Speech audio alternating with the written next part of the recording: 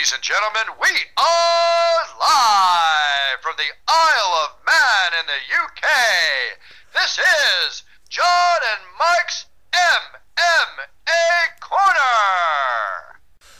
Okay, Shamrock FC, they have a matchup. They have Coltin Cole against Brad Jones. And I am joined at the moment with Coltin Cole. Sir, thank you very much for giving me some of your time to come on and have a conversation with us. How's everything going, sir, at the moment? No problem, thank you. Yeah, everything's going good. And training-wise, everything on point? I imagine you're just literally on the... It's literally, you can see the finish line if you look at it in that aspect of the training camp, etc., before the fight. Is everything being on point? Have you got what you wanted from this fight camp as opposed to others? Oh yeah, this fight camp has been the best I've ever had. Yeah, you know, I'm just looking forward to getting some food after weigh-ins and fighting. Now, I was going to say, because with yourself, you're just missing that kind of consistency on getting the wins. You've got a mixture of losses and wins, and obviously you want to get 2016. You want to have a winning year, let's say. Now, do you know what it was that you were? Was there external reasons why you maybe couldn't get what you wanted out of training? Is there anything missing in your game that you feel like you've needed to address to get yourself to winning ways? Yeah, you know, that's why I took a couple years off. I was fighting for really the paycheck. You know, I didn't love fighting, didn't like to train, didn't do it. Just kind of lost all passion, hope for it, and just wanted money. So when I stepped away, I promised myself I was never ever going to fight again unless it was for you know, the only reason to win. And now I don't need the money. I don't need anything out of this. I don't care about anything but to get the win now.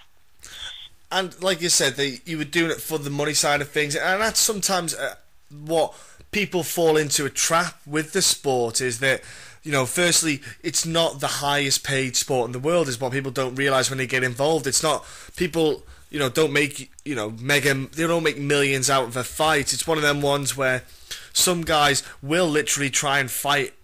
No, it's in the UK especially. There's a handful of guys there that will literally fight nearly every other week. They go in, they put in a good amount of effort, but they just get in, get the paycheck, and off they go.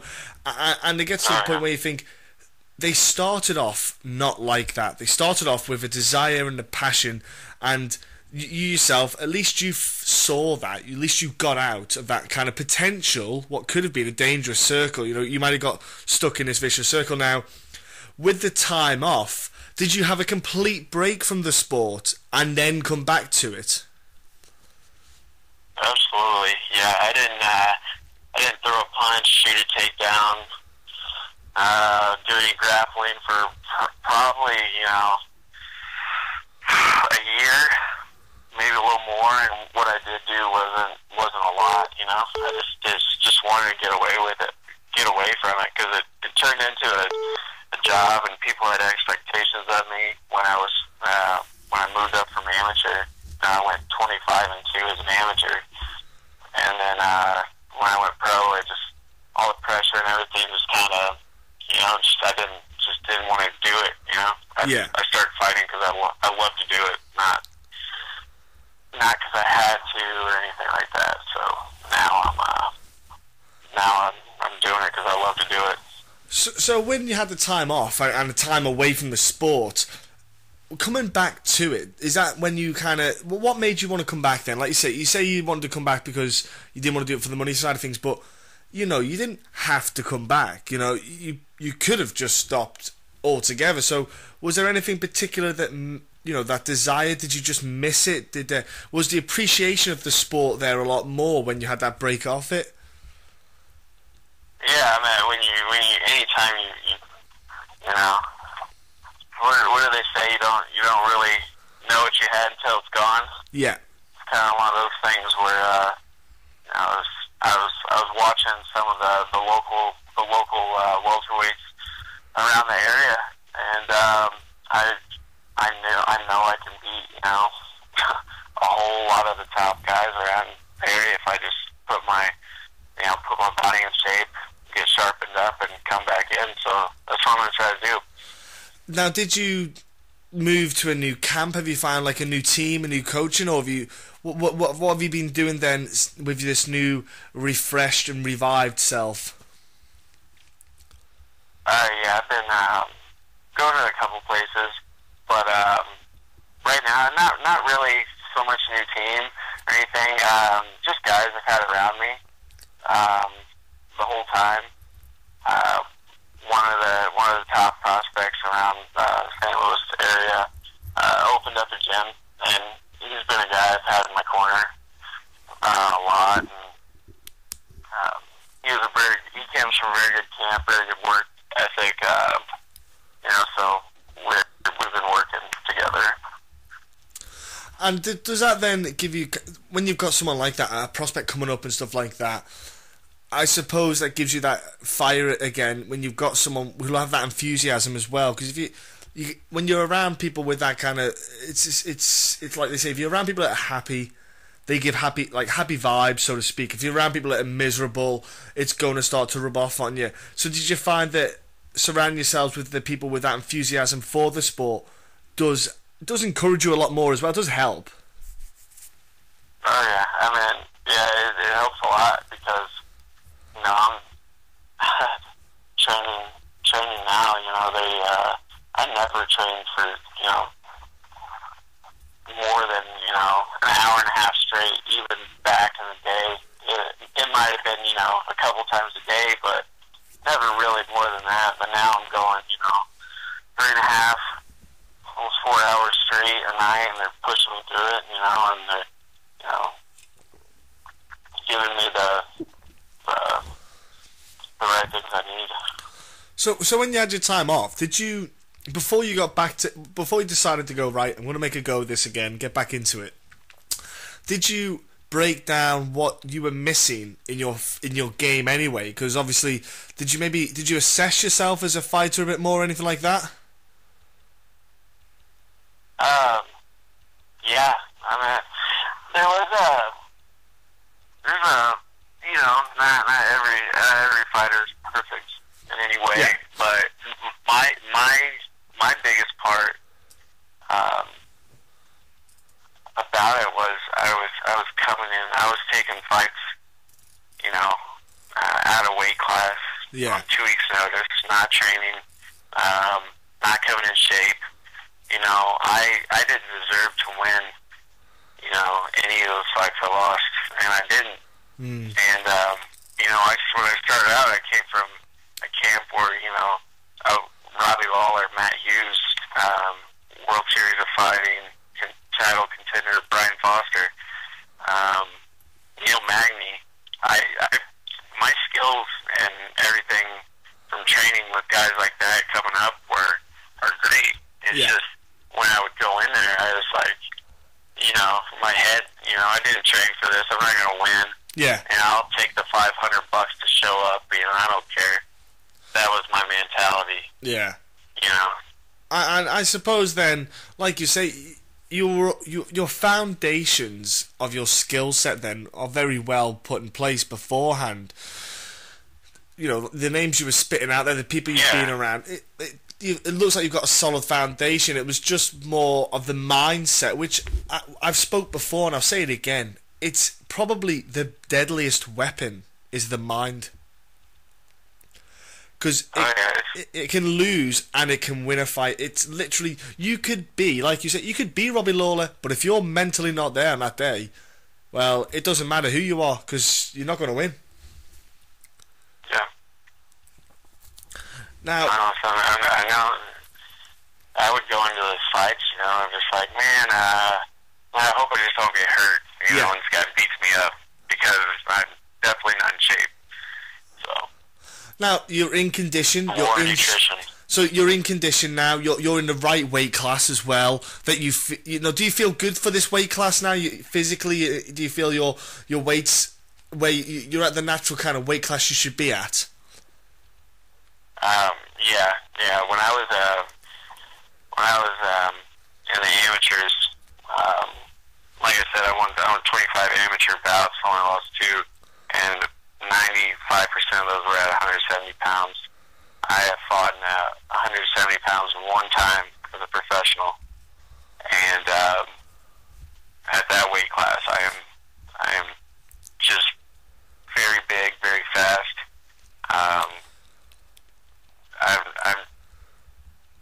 That's the weight class I will succeed in. Yeah, Coming forward from this fight. So this fight that you got coming into, you know, there must almost feel like you're starting all over again, as in it's almost like your pro debut again, really. Yeah. This is a start. Everything that happened past. Yeah. Doesn't mean shit. Yeah. It doesn't mean a damn thing. So what we're going to see basically is the man that should have came out from the amateur scene into the pro ranks. It's almost like we're getting a refreshed version of yourself. Yeah, an upgraded version of that. Yeah, and you know what? It's great that you can sit there in yourself and say that. As in, you did that yourself, you stepped away, you did all this, and then you came back. It's great because that shows the strong character in you, which also means that you've got your mind in the right place going into this fight, because otherwise you wouldn't have taken the fight if you weren't mentally prepared to go back in there again.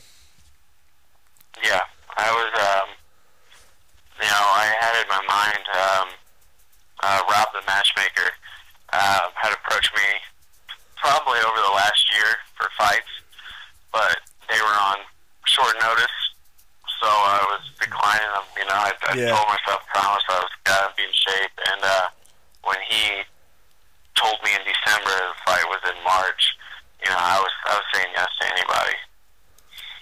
I'm confident in my skills and everything that I can beat. It seems anybody. Yeah. And you know what? I know that Shamrock do match guys up well, and I'm sure Brad will be a good marker for yourself as well. A good contender, a good fight to have.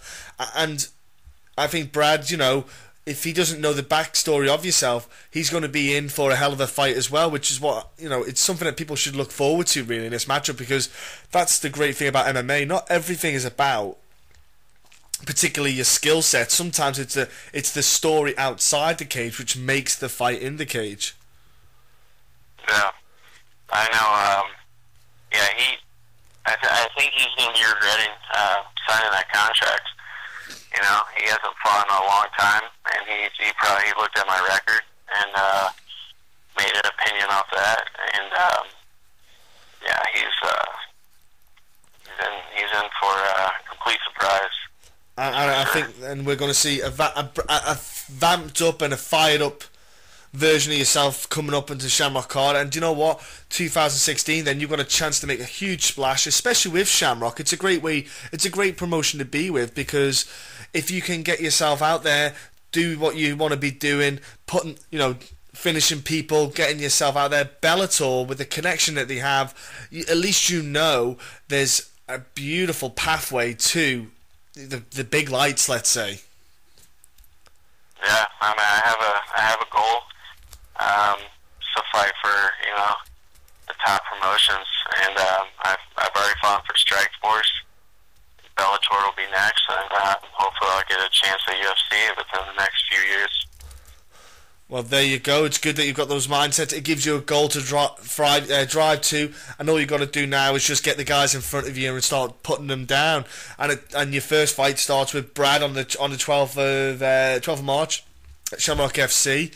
Now, before I let you shoot off, can you let anyone know what your social media is, so they can maybe jump on it and join you on this resurgence, let's say? Yeah. You could go ahead and go like my fan page, Coltin Cole. We do a lot of updates. We'll be doing shirt giveaways next week. Off that, we'll trivia games and so on and so forth. So awesome check stuff. that out on Facebook.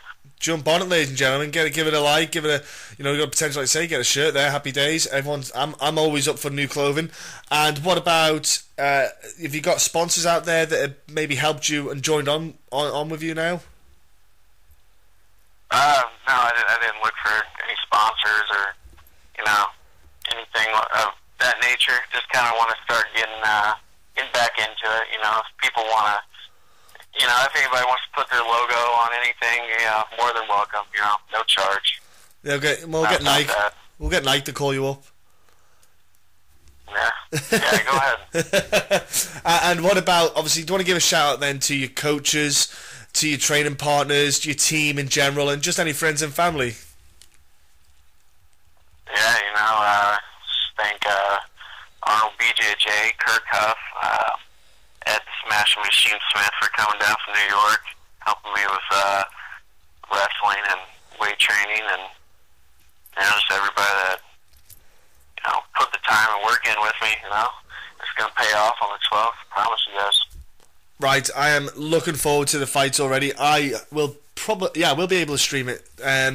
I will. Oh no, I won't. I'm away that weekend. I just remembered. Blast. Yeah, I'm away that weekend. I'll have to catch up with it then on probably the Monday of that week. But I will definitely be keeping an eye out as soon as I can get access to the internet for the results. All I want to say is have a great fight back. You know, have a great time coming back. Enjoy that weekend and enjoy getting yourself back into the mix again. Yeah, well, man. Thank you.